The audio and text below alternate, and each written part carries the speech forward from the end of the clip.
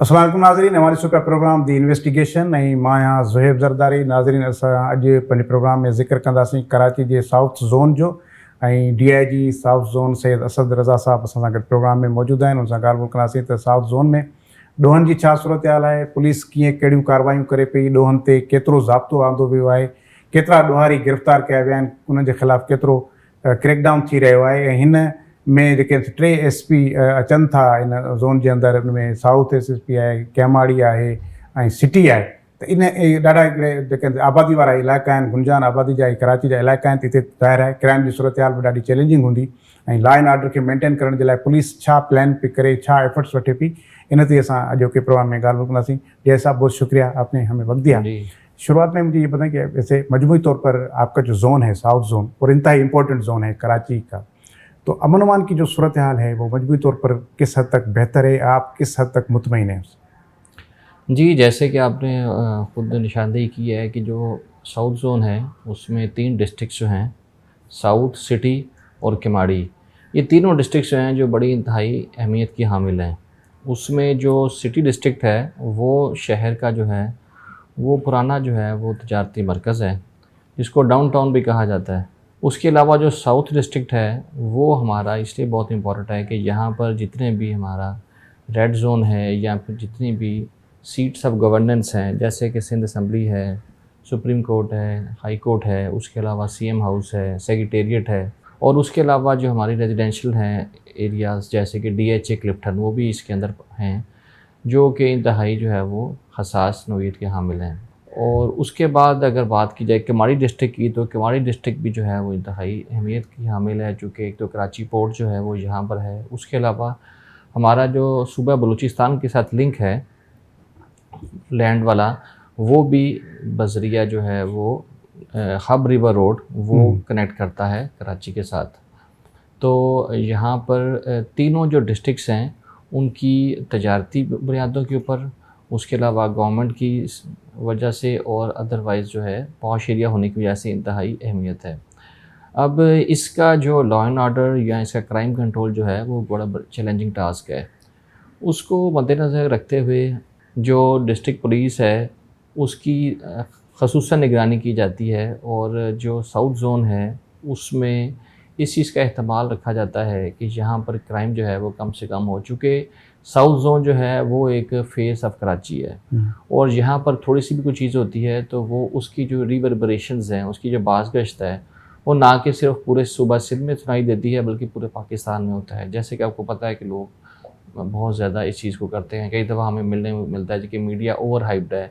तो उसकी वजह यही है कि ये वाले एरियाज़ हैं जो कि इंतहाई सेंसिटिव हैं, उनमें छोटी सी भी कोई चीज़ हो जाती है तो पूरे मुल्क में जो है उसके आफ्टर इफ़ेक्ट्स आते हैं। जहाँ तक बात की जाए क्राइम की, तो अल्हम्दुलिल्लाह जो तीनों अज़ला हैं उसमें जो पुलिस फ़ोर्स डिप्लॉयड है वो अपनी ड्यूटी जो है वो अच्छे तरीके से सर अंजाम देने की कोशिश कर रही है। और मैं समझता हूँ कि अगर हम इस मैट्रिक को देखें कि गुज़श्ता बरस जो है वो क्राइम कितना था और इस दफ़ा कितना हुआ है, तो उसमें हमें वैसे तो जो वायलेंस क्राइम है उसमें हमें कमी दिखाई देती है।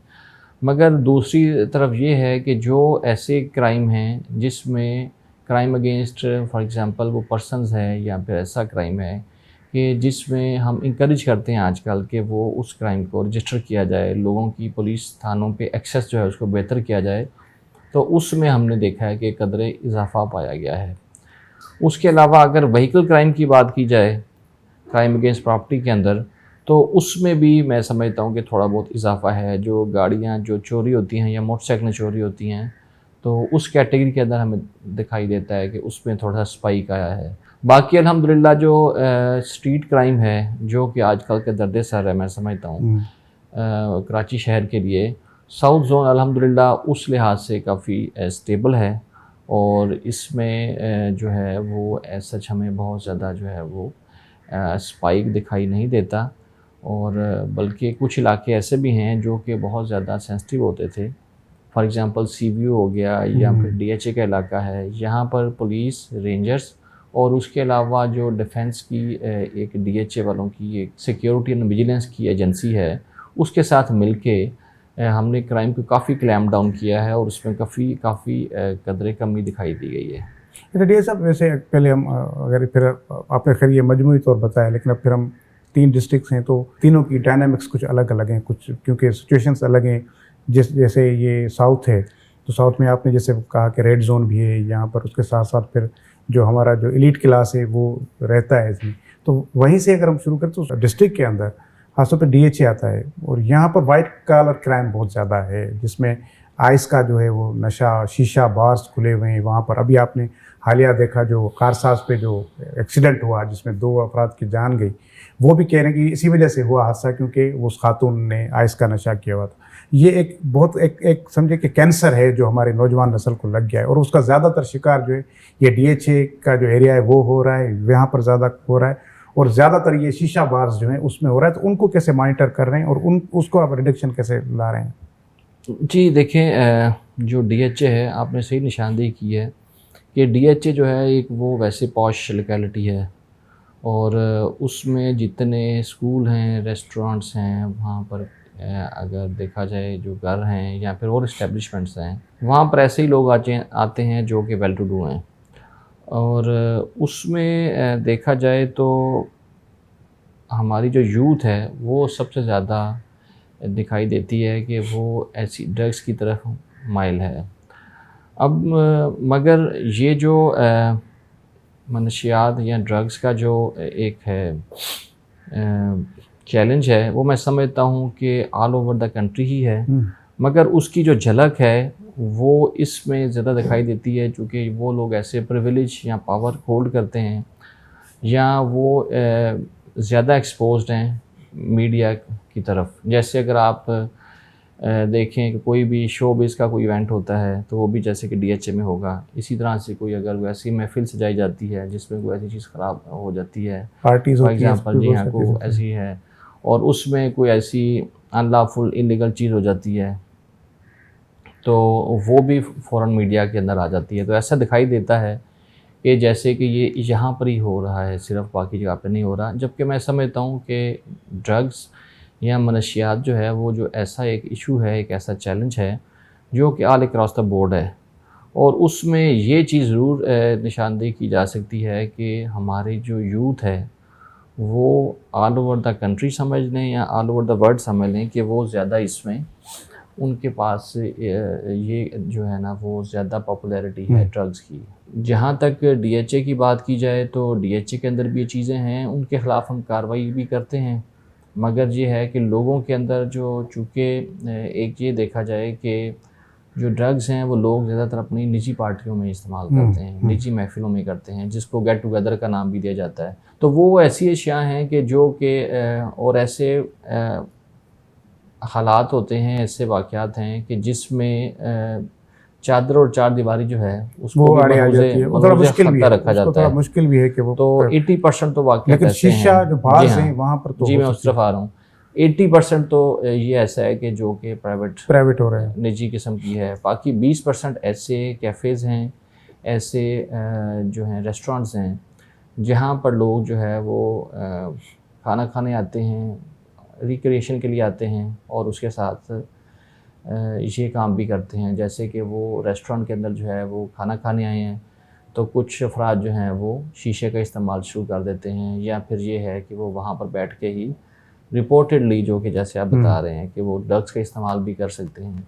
मगर इन चीज़ों को हम डिस्करेज करने की कोशिश करते हैं और इसमें जितने भी शीशा हैं कैफ़े हैं उनको इस चीज़ की ममानियत है कि वो इस्तेमाल करें और जब कभी पुलिस को ऐसी खबर मिलती है तो वो इनके ख़िलाफ़ कार्रवाई करती है। मगर चूँकि ये एक पॉपुलर क्राइम है तो ये एक जो कैट एंड माउस वाली है जंग ये चलती रहती है और अगर आप साउथ डिस्ट्रिक्ट के रिकॉर्ड देखें तो हर साल जो है तकरीबन 100 से 150 के करीब जो है वो पर्चे हर साल दिए जाते हैं डिफरेंट लोगों के ऊपर ऐसे जो कि शीशा इस्तेमाल कर रहे हों। तो ये एक पब्लिक हेल्थ कंसर्न भी है, मगर इस चीज़ को मैं वाज़ह करता चलूँ कि जहाँ पर ड्रग्स अगर इस्तेमाल होती है तो वो हमारे लिए बहुत ज़्यादा वरीसम हमारे लिए है और उसको हम बड़ी सख्ती के साथ डिस्करेज करते हैं। एक और चीज़ भी है कि जैसा वैसे भी आमतौर पर परसेप्शन है कि बस वो मंशियात का मामला आता है तो वो सिर्फ तनकीद पुलिस पर होती है, लेकिन सबके ये प्राइम काम तो एंटी नारकोटिक फोर्स का भी है कि वो उनको डिपार्टमेंट है वो करना है। तो उसके साथ क्या आपकी कोऑर्डिनेशन रहती है कि किस तरह से मंशियात को रोका जाए? उसकी भी प्राइम ड्यूटी है, फिर आप मिलकर कोई इस तरह को कोऑर्डिनेशन, कोई मैकेनिज्म किस तरह से वो बनाते हैं आप? जी हाँ, जितने भी कानून नाफिज करने वाले इदारे हैं वो इसके लिए जॉइंटली हम कोशिश करते हैं। सेपरेटली भी है, कुछ हम ऐसे एवेन्यूज़ हैं जिसमें जॉइंटली भी हमारी कोऑपरेशन होती है, सपोर्ट होती है एक दूसरे को। कई दफ़ा ऐसे अफराद हैं जो कि बहुत ज़्यादा वो आदी मुजरिम होते हैं या उनके जो ताल्लुकात हैं वो अक्रॉस द बोर्ड होते हैं, डिफरेंट प्रोविंसेस के साथ भी टच करते हैं। तो उन सिलसिलों में कई दफ़ा हम ऐसी एप्रीहेंशंस को जैसे एंटी नारकोटिक्स फोर्स है उसके हवाले भी कर देते हैं। एंटी नारकोटिक्स फोर्स जो है वो एक फेडरल इदारा है और वो प्राइमरीली इस चीज़ को एड्रेस करने के लिए बनाया गया है। तो उनकी जो कैपेसिटी है वो लोकल पुलिस से बहुत बेहतर है। मगर उसके साथ साथ हमने भी पुलिस की कैपेसिटी इंक्रीज़ करने की कोशिश की है और जो उसका स्मॉल या मिड यूज़ है, जो क्वांटिटी मिलती है, अगर हमें बहुत ज़्यादा नहीं है, कम है या फिर जो है कि स्मॉल है या मीडियम है, उसको हम खुद ही जो है वो एप्रीहेंड भी करते हैं और उसको जो है उसके खिलाफ कार्रवाई भी करते हैं। हमने एक डेडिकेटेड जो है हर थाने के अंदर जो है वो ऐसे आईओज़ को तैनात किया गया है जिनको ट्रेनिंग दी गई है और उनके लिए उनको बल्कि ANF भेज के वहाँ से भी ट्रेनिंग दिलवाई गई है ताकि उनको ऐसे क्राइम की एप्रीहेंशन, रिकवरीज़ और उसके अलावा जो प्रोसिक्यूशन है क्रिमिनल्स की उसमें मदद मिले। इसी तरह से हम कई ऐसे इंटेलिजेंस बेस्ड ऑपरेशंस भी करते हैं जिसमें IB, ISI और दीगर जो कानून नाफिज करने वाली इदारे हैं, एजेंसियां हैं, उनसे हम मदद लेते हैं। इसी तरह से जो गवर्नमेंट ऑफ सिंध का एक्साइज डिपार्टमेंट है वो भी अब ये काम एफर्ट कर रहा है हमारे साथ। और जैसा कि हमारे पास एक ट्रांस बॉर्डर जो है वो चौकी है मॉस्को के नाम से, वहाँ पर हम आलमोस्ट जो है वो डेली बेसिस के ऊपर कार्रवाइयाँ कर रहे हैं। पिछले भी दिनों हमने एक बड़ी मिकदार में जो है वीड जो है वो एक ड्रग है उसको हमने पकड़ा, एप्रीहेंशंस की हैं उसके अंदर। इसी तरह से आइस क्रिस्टल जो है जैसे मेथ जो है वो, उसके अलावा हेरोइन और जो चर्स वगैरह है, इस किस्म के जितने भी नशा व अशिया हैं उनको हम वक्तन फ़वक्तन जो है वो कॉन्ट्राबैंड आइटम्स को पकड़ते रहते हैं। उसमें हमारी कोऑपरेशन रहती है और जो मेरा ऑफिस है जैसे कि DIG साउथ ऑफिस जो है वो और ANF का जो दफ्तर है वो भी साउथ के अंदर है। तो हमारी कोऑपरेशन जो है वो बहुत ज़्यादा फ्रीक्वेंट होती है। हमारी मीटिंग्स होती हैं, जॉइंट सेशंस होते हैं, हम स्ट्रेटजीज़ के ऊपर डिस्कस करते हैं। तो इस पे हम कोशिश कर रहे हैं कि इसको कम से कम जो है वो इसकी इंसिडेंस को कर सकें। अच्छा, ये सब एक और चीज़ जिस तरह आपने आगाज़ में बताया, जो यहाँ पर जो ऑफिसेज़ हैं, रेड जोन है, तो जो चीज़ें हैं यहाँ पर एक और चीज़ भी है, वो भी बड़ी इंपॉर्टेंट है, वो है प्रेस क्लब। आमतौर पर प्रेस क्लब पे लोग आते हैं एहतजाज करने, मुख्तलिफ फिर तंजीमें भी होती हैं, कुछ और लोग भी होते हैं वैसे, फिर वो या तो CM हाउस की तरफ मूव करते हैं या फिर असेंबली की तरफ, और फिर मामला ये आता है कि फिर पुलिस ज़ाहिर है हरकत में आती है, जिसकी वजह से फिर ज़ाहिर है वो इशू हाईलाइट भी होता है, क्योंकि पुलिस की ड्यूटी होती है कि उनको उन रेड लाइन क्रॉस ना करने दिया जाए।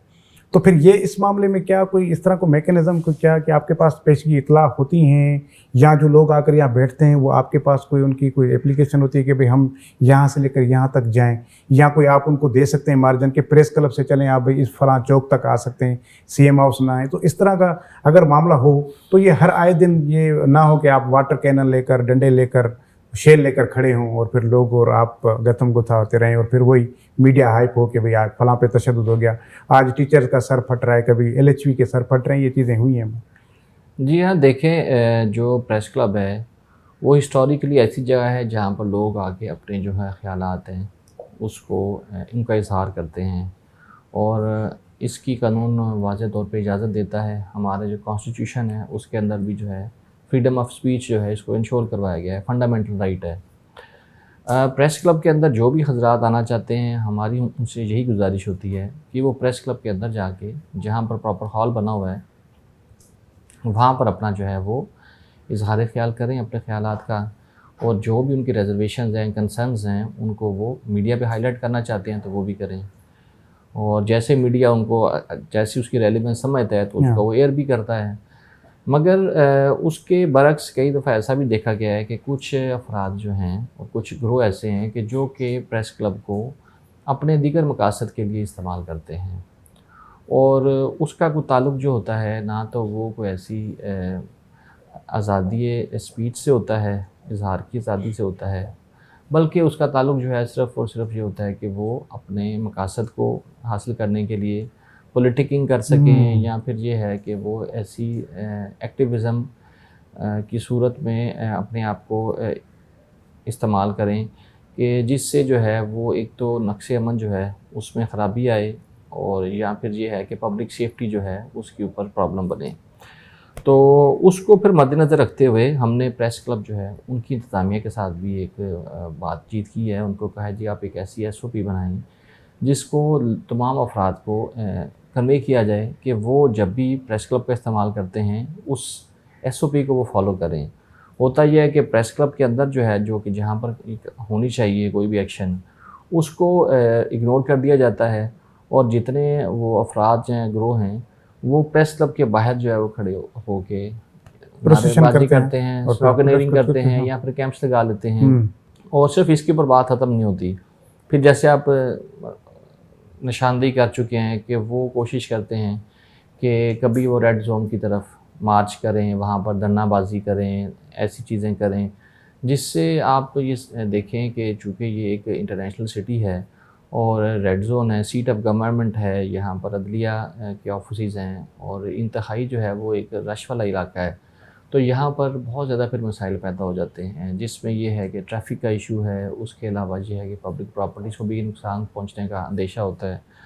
तो ऐसी चीज़ों को देखते हुए हम उनसे हमेशा इस चीज़ को रिक्वेस्ट करते हैं कि आप इस चीज़ को जो है वो ऐसी एक्टिविटीज़ के लिए इस्तेमाल मत करें, और चूँकि इसमें सिंध हुकूमत जो है और जो डिस्ट्रिक्ट इंतज़ामिया है, कमिश्नर कराची हैं, उसके अलावा होम सेक्रेटरी हैं, उन्होंने वक्तन फ़वक्तन ऐसे ऑर्डर्स भी इशू किए हैं, जैसे कि 144 है कि आप कोई भी ऐसी जगहों पे जो है वो अपने इन मकासद के लिए इस्तेमाल नहीं कर सकते, और वहाँ पर पब्लिक असम्बली भी जो है उसको मना कर दिया गया है।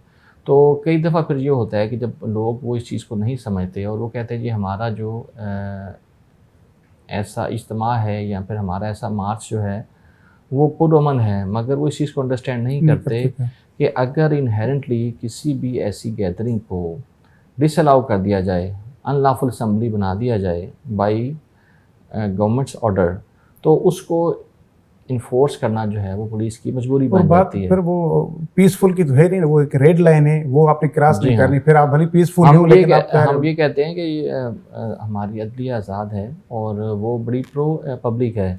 अगर कोई भी ऐसा ऑर्डर है, अगर वो उनको चैलेंज करना चाहते हैं तो ज़रूर उसको चैलेंज करें, और अदलिया ने हमेशा जो है कि ऐसे कई ऑर्डर्स जो हैं जिसमें उनको ऐसा दिखाई दिया कि ये राइटफुल नहीं है, तो उसको उन्होंने कैंसिल कर दिया प्रो बोनो के अंदर। तो मैं समझता हूँ कि इसको, इस रविश को हमें ख़त्म करना चाहिए कि हमें अगरचे हमें अपना इज़हार करना ज़रूरी है, मगर इसके साथ ये भी देखें कि हमें अपने जो मुल्क के कवानीन हैं और जो कराची शहर के जो लॉज़ हैं उनको भी, उनकी पाबंदी करना भी बहुत ज़रूरी है। चूँकि बात ये है कि इसी किस्म की जो रविश है, जो सिटीज़नशिप के जो रूल्स हैं उनको फ़ॉलो करने से ही जो मैं समझता हूँ कि माशरे, मुल्क, शहर ये तरक्की करते हैं। और अगर हर कोई जो है इसी तरह की एजिटेशन के ऊपर ही बिलीव करना शुरू कर दे और अपने मुतालबात को मनवाने के लिए दोष और जो है वो धरनाबाजी शुरू कर दे, तो मैं समझता हूँ कि इससे कोई फ़ायदा नहीं होता बल्कि नुकसान होता है। ठीक है सर, ब्रेक का वक्त हुआ है। नाज़रीन ब्रेक वठूं था, ब्रेक खां पोइ DIG साहब सां गुफ्तगू जारी रखंदा।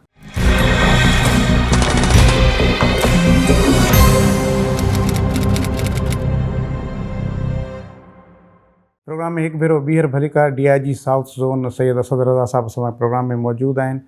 अब हम जिक्र करें सिटी का, आपके डिस्ट्रिक्ट का, और उसमें लियारी आता है और बड़ा मशहूर रहा है लियारी। वैसे तो मैं खुद लियारी आता जाता रहता हूँ कि जब वहाँ की जब स्पोर्ट्स एक्टिविटीज़ देखता हूँ मुझे बड़ी खुशी होती है। जिस तरह की स्पोर्ट एक्टिविटीज़ लियारी में शायद ही कराची के किसी और इलाके में आपको नज़र आए, ख़ासतौर पर फुटबॉल और बॉक्सिंग वगैरह ये। लेकिन उसके साथ साथ बड़ा बदनाम भी रहा है लियारी गैंगवार के हवाले से।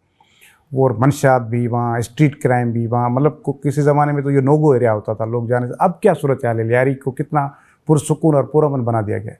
जी हाँ, आप सही फरमा रहे हैं कि लियारी में किसी ज़माने में ऐसी भी लहर आई थी कि उसमें बहुत ज़्यादा जो है वो ड्रग्स, वायलेंस और इसी गैंग वार जो है वो यहाँ पर उसकी प्रेवलेंस थी। और वर्चुअली कुछ एरियाज़ ऐसे थे जिनको कहा जाता था कि ये नो गो एरियाज़ हैं, और उसमें कानून नाफिज करने वाले इदारे, पुलिस, रेंजर्स, उनके लिए जाना बड़ा मुश्किल होता था। मगर अल्हम्दुलिल्लाह जो है यही इस शहर की जो पुलिस फोर्सेस हैं, रेंजर्स हैं और दीगर कानून नाफिज करने वाले इदारों हैं, उनकी जॉइंट एफ़र्ट्स हैं, ये उनका नतीजा है कि अल्हम्दुलिल्लाह अब वही इलाका जो है वो बहुत ज़्यादा अमन, स्टेबिलिटी और क्राइम फ्री स्टेट के तौर पे अपने आप को रिप्रेजेंट करता है। लियारी के अंदर जो है अभी मैं समझता हूँ कि जो कराची के जितने भी ज़िला हैं उनमें सबसे कम जो है क्राइम जो है वो रिपोर्ट होता है, वायलेंस का भी और अदरवाइज़ भी। चूँकि इनहेरेंटली ये जो लियारी और उसके मोहल्ले का सिटी जो है हमारा डिवीज़न है, उसमें जो लोग रहते हैं वो इंतहाई मैं समझता हूँ कि एक तो बहुत ज़्यादा इंडस्ट्रियस हैं और बिज़नेस लाइक हैं। और उसमें आप जैसे आप ख़ुद भी समझते हैं कि उसमें कई ऐसे अफ़राद हैं जो कि मेमन बरादरी से हैं, कोई कच्छी हैं, हाँ, मेमन हैं, कुछ कारोबारी दूसरे बिरादरी हैं, आपको कारोबारी लोग हैं। तो वो कभी भी जो है कानून को ब्रेक करने में जो है ना वो बिलीव नहीं रखते और हमेशा अपने काम से काम रखते हैं। तो मैंने देखा है कि वहाँ पर जो हमारे क्राइम लेवल्स हैं वो ग्रेजुअली कम होते जा रहे हैं। मगर मैं ये ज़रूर बताऊँगा कि उसमें जो कि कुछ ऐसे लोग भी हैं कि जो कि बलोच हैं जैसे कि, और उनका डिसेंट जो है वो सूबा बलूचिस्तान के कुछ इलाकों से भी है और उनका आना जाना भी रहता है वहाँ पर। तो कुछ लोग ऐसे भी हैं जिनकी पुरानी दुश्मनियाँ हैं और वो अदावतें जो हैं वो फिर कई दफ़ा ऐसे वायलेंस की शक्ल में भी सामने आती हैं। वो इक्का-दुक्का ऐसी कोई हमें रिपोर्ट हो जाती है, मगर ओवरऑल जो है वो क्राइम कम है। और क्राइम बिल्कुल ऐसा तो नहीं कह सकते कि बिल्कुल ख़त्म हो गया है, मगर हमें कभी-कभार एक्सटॉर्शन की भी कॉल्स कभी-कभार ऐसी रिपोर्ट्स मिल जाती हैं कि किसी को एक्सटॉर्शन की कॉल आई है। मगर अल्हम्दुलिल्लाह जो है हम उसके ऊपर बड़ा प्रोएक्टिवली काम करते हैं और चूँकि कम केसेज़ हैं, जैसे किडनैपिंग फॉर रैंसम किसी ज़माने में बहुत ज़्यादा होता था, तो उसके ऊपर कानून नाफिज करने वाले इदारों ने काफ़ी एफ़र्ट्स किए हैं और उसको काबू पाया है। इसी तरह से जो एक्सटॉर्शन का क्राइम है वो भी काफ़ी हद तक कम हो गया है। मगर ऐसा है कि चूँकि टेक्नोलॉजी का ज़माना है और जैसे कि आपने ड्रग्स की बात की, इसी तरह से किडनैपिंग हो गई या फिर इसी तरह से एक्सटॉर्शन, ऐसी चीज़ें हैं कि कई चीज़ें वो डिजिटली बहुत ज़्यादा जो है इनेबल्ड हो गई हैं। फॉर एग्ज़ाम्पल कुछ लोग ऐसे हैं कि जो मलेशिया, दुबई, टर्की वहाँ पर बैठ के फ़ोन कॉल करते हैं, या अगर वो ना भी वहाँ पर मौजूद हों तो उनके पास ऐसी सिम्स मौजूद हैं जो कि बाहर की हैं, जो जिनको आप ई सिम्स बोलते हैं, इलेक्ट्रॉनिक सिम्स हैं, और वो उसको जो है वो इस्तेमाल करके लोगों को फेक कॉल्स करते हैं, थ्रेट कॉल्स करते हैं, जो कि हमारे लिए एक चैलेंज का समझता हूँ कि वो है, बाइस है। उसको हम फिर FIA या फिर दीगर इदारों के साथ मिलके उसको कोप करने की कोशिश करते हैं। इसी तरह से जैसे कि ड्रग्स है, तो ड्रग्स के अंदर भी ये है कि जो टेक्नोलॉजी है, जो वेब है, उसमें ऐसी सहूलियत हैं, लोग व्हाट्सएप के ऊपर जैसे इस्तेमाल करके तो वो इसकी जो फ़रोख्त है, परचेज़ है, उसको वो करते हैं, ऐसी डील्स करते हैं कि जिसको पुलिस कम्प्लीटली जो है ना वो क्रैम डाउन नहीं कर सकती, चूँकि जो व्हाट्सएप इस्तेमाल करने वाला है उसकी लोकेशन जो है कई दफ़ा हमें नहीं मिलती और उसको डिटेक्ट करना बहुत मुश्किल है। तो ऐसे कई लोग हैं जो कि डार्क वेब है एक, उसके ऊपर जो ऐसी चीज़ें, वो इलीगल वेपन्स हैं, ड्रग्स हैं, उनको फ़रोख्त करते हैं। हमें कई दफ़ा ऐसे केसेस मिलते हैं। तो मेरा ख़्याल है कि जो टेक्नोलॉजी है उसको जैसे-जैसे इम्प्रूव किया जाएगा तो पुलिस की जो दीगर कानून नाफिज करने वाले इदारों की जो कैपेसिटी है वो भी बढ़ेगी। और मुझे उम्मीद है कि हमें ये जो इस किस्म के क्राइम हैं जो कि टेक्नोलॉजी के ऊपर रिलाई करते हैं, उनको हम बेहतर तरीके से उनको फिर टेक्नोलॉजी से ही आप ज़ाहिर रिड्यूस करेंगे। एक और चीज़ ये कि जिस तरह बलूचिस्तान का आपने जिक्र किया कि उसकी सरहदें फिर मिलती हैं हमारे पास, बॉर्डर जो है, तो वहाँ से भी काफ़ी चीज़ें जो हैं वो होती है कि वो रैकेट, जो ड्रग रैकेट है या कोई दूसरे वेपन्स हैं, वो उस तरह से आते हैं। तो वहाँ एंट्री पॉइंट पर आप किस तरह चेकिंग का रखा हुआ है? क्योंकि अगर वहाँ चेकिंग सख्त होगी और वहाँ स्नैपिंग, ज़बरदस्त स्नैप चेकिंग होगी, तो मेरे ख्याल में फिर ये ड्रग भी नहीं आ सकती अंदर, वेपन भी नहीं आ सकते इस तरफ। तो वहाँ इस तरह के किस तरह का मैकेनिज़्म आप बना रहे हैं या है जी आपका? बिल्कुल सही आप कह रहे हैं कि जो पॉलिटिकल इकोनॉमी है ना क्राइम की, वो हमेशा फिर ऐसे ही है कि उसमें इन चीज़ों को देखना पड़ता है। उसमें पुश एंड पुल फैक्टर्स जो हैं, उसकी जो डिमांड है और सप्लाई है, उसमें ड्रग्स हो, वेपन्स हों, उसके अलावा दीगर जो चीज़ें प्रिस्क्राइब चीज़ें हाँ, हैं, जो जो स्मगल्ड आइटम्स हैं, हाँ, तो उनको डीज़ल हो देख गया के ये हाँ, जो भी। जी हाँ। तो वो ऐसी चीज़ें हैं, अगर उनको हम क्लैम्प डाउन कर लें, तो मेरा ख़्याल है कि क्राइम जो है, वो ख़त्म हो सकता है। ये तो है टेक्स्ट बुक अप्रोच है। और मगर जब इन्फोर्समेंट की बात की जाती है, तो उसमें ये है कि एक तो वही है कि जो लैंड और सी रूट्स हैं हमारे कराची के, उसको हम अच्छे तरीके से अगर कंट्रोल कर लें, तो इसको कम करने में हमें काफ़ी हो सकता है मदद मिल सकती है। मगर होता ये है कि जैसे कि यूनिवर्सली भी देखा जाए कि अगर यूएस कनाडा के बॉर्डर की बात की जाए या यूएस मैक्सिको के बॉर्डर की बात की जाए, तो उसमें इन्फोर्समेंट जो है वो बड़ा एक मुश्किल काम है, क्योंकि यहाँ पर कोई वो फेंसिंग का कच्चे रास्तों कॉन्सेप्ट से भी नहीं लोग आ है, जाते हैं। फेंसिंग का आपने कॉन्सेप्ट चौकी नहीं। रोड पे बनाई हुई है, वो कच्चे रास्तों से आ जाते जी बिल्कुल। तो फेंसिंग जो मुमकिन नहीं है, हैं। तो कई दफ़ा लोग जो हैं वो जो कन्वेंशनल रूट है उसको इस्तेमाल नहीं करते, वो डर्ट ट्रैक्स जो हैं उनको इस्तेमाल कर लेते हैं और फिर वहाँ से वो शुरू कर देते हैं। इसी तरह से अगर हम सख्ती कर देते हैं बसों के ऊपर, ट्रकों के ऊपर फॉर एग्ज़ाम्पल, तो कई दफ़ा लोग ये है कि वो रिक्शाज़ को इस्तेमाल करते हैं। नई-नई चीज़ें जो हैं, चूँकि ये मैं जैसे बता रहा हूँ कि पॉलिटिकल इकॉनमी ये है कि डिमांड एंड सप्लाई के ऊपर है सारा काम। सख्ती की जाती है तो लोग जो हैं उसका जो तरीक़ाकार है उसको चेंज कर वो लेते चेंज हैं, कर लेते हैं। अगर आप कार को अगर टारगेट करते हैं तो वो मोटरसाइकिल को इस्तेमाल कर देंगे, रिक्शा इस्तेमाल करना शुरू कर देंगे। नए नत जो है ना तरीके वो इस्तेमाल करते हैं। तो चूँकि इसका सोर्स जो ज़्यादा है ड्रग्स का, वो हमारा सदर्न रीजन जो है वो बलूचिस्तान या क्रॉस द बॉर्डर अफ़गानिस्तान से आता है। तो बड़ी इफ़ेक्टिवनेस उसी वक़्त आ सकती है वहाँ से। जब अगर हम उनके जो सोर्सेज़ हैं उनको चोक कर सकें। तो उसके लिए हम कोशिश कर रहे हैं, हमारी कोऑपरेशन जो है वो जारी रहती है फेडरल लेवल के ऊपर भी, और हम कोशिश करते हैं कि उनकी निशानदही करें। जब भी कोई ऐसी कंसाइनमेंट पकड़ी जाए तो उसका जो सोर्स है हम कोशिश करते हैं कि उसको भी उस पर्चे के अंदर जो है वो नॉमिनेट करें, ताकि उसको भी इस चीज़ का कोई ना कोई जो है अच्छा। वो मिले। नहीं या सर, फिर ये है कि जो इसकी आस्पेक्ट्स है, जो मनी ट्रेल्स हैं इसकी, जो जिसको हम कहते हैं कि वो टेरर फाइनेंसिंग जो है उसका आस्पेक्ट है, क्योंकि जितने भी प्रोसीड्स ऑफ क्राइम हैं उसको अगर हम चोक कर देंगे तो मैं समझता हूँ कि क्राइम जो है वो खत्म। कब हो जाए। अच्छा, एक और चीज़ ये है कि जिस तरह आपका जोन है, फिर उसमें चाहे वो अगर डिफेंस वाली साइड ले लें तो वहाँ पर गेस्ट हाउसेज़ हैं। फिर आपके इसमें इधर आ जाएँ कैंट साइड, यहाँ पर होटल्स हैं, कुछ लियारी के अंदर भी होटल्स हैं। तो ये जो यहाँ सदर में भी इवन होटल्स हैं। तो यहाँ पर एक तो सोशल क्राइम भी होता है उन होटल्स के अंदर, लेकिन क्रिमिनल्स भी आ जाते हैं।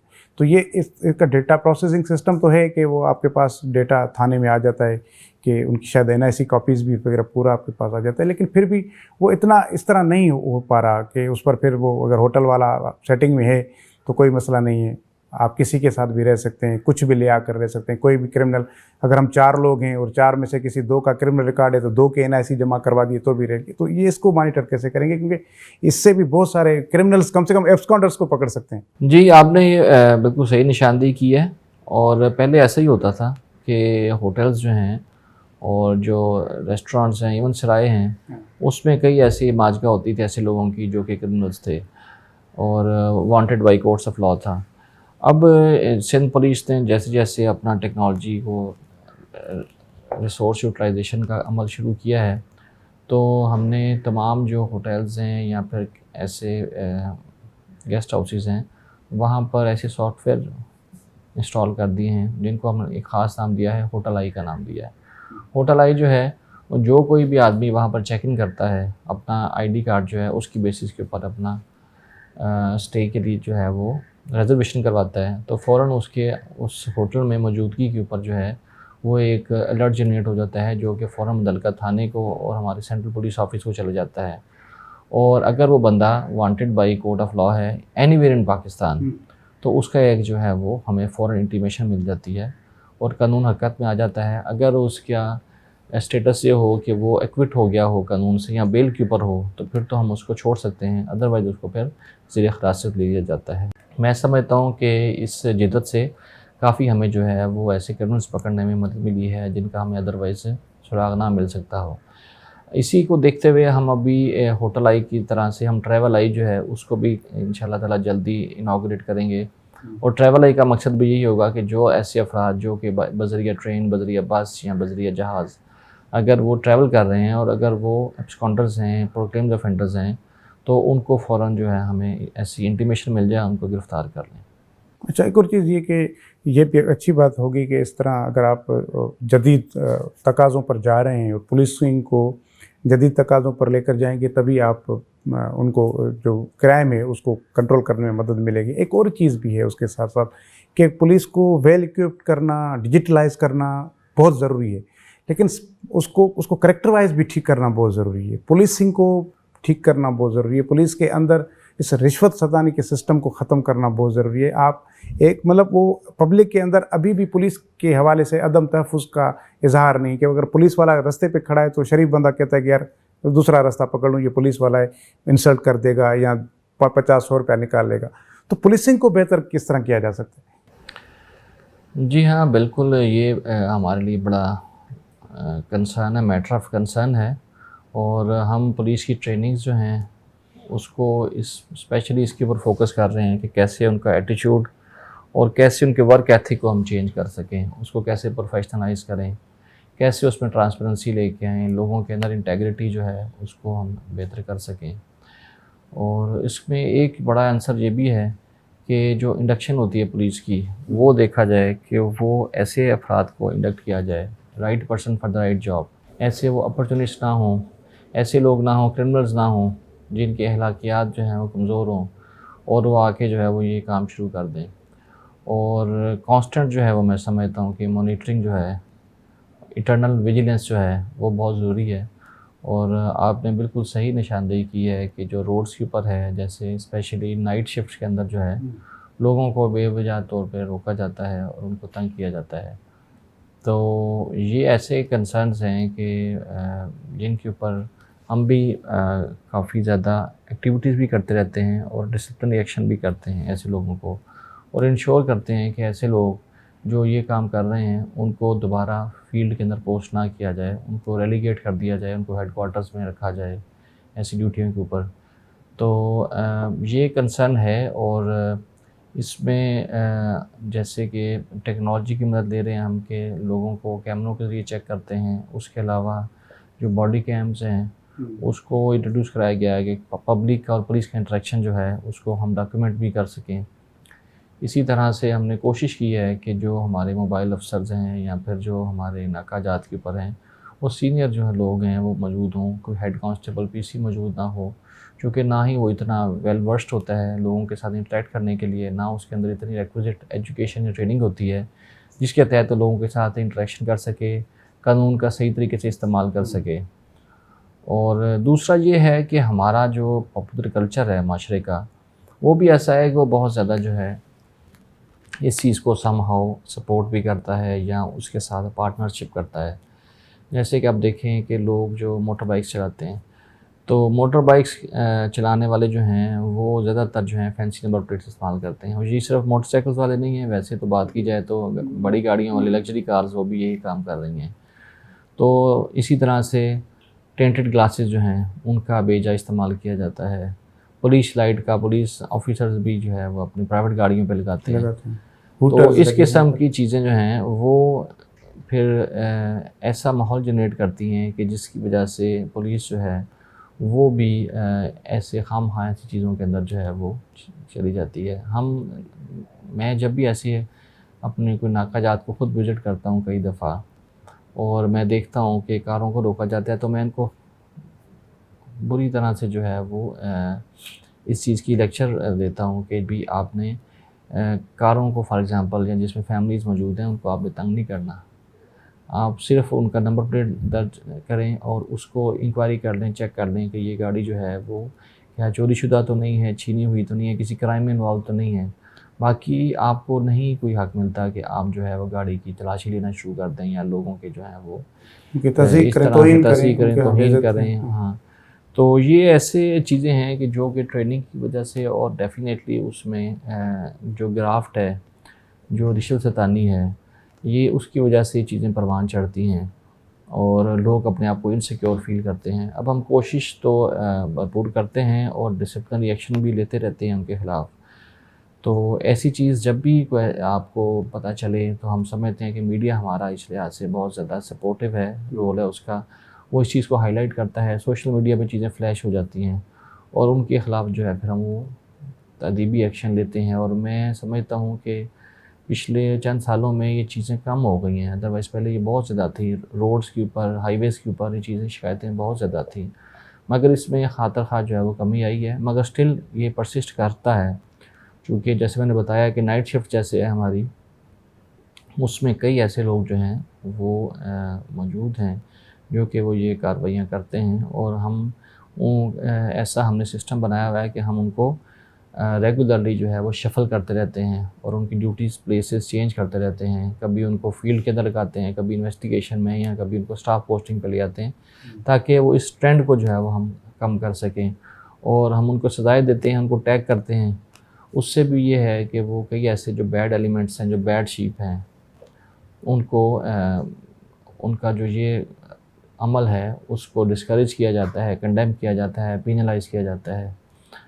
तो ये चीज़ें ऐसी हैं कि मेरा ख़्याल है कि जैसे-जैसे माशरे में जैसे एक बदलाव कल्चर आएगा ऑफ तो वो भी कल्चर ऑफ क्राइम है, तो कल्चर ऑफ डिवियंस या फिर फ्लाउटिंग द लॉज़ वो भी मौजूद है, वो लॉ इन्फोर्समेंट के अंदर भी मौजूद है। वो उसके लिए भी हमने एक स्कोप रखा हुआ है और उसको फिर जज़ा और सज़ा के अमल से जो है हम उसको गुज़ारते रहते हैं। ठीक है। DI साहब बहुत शुक्रिया, आपने वक्त दिया। Thank you very much. Thank you sir.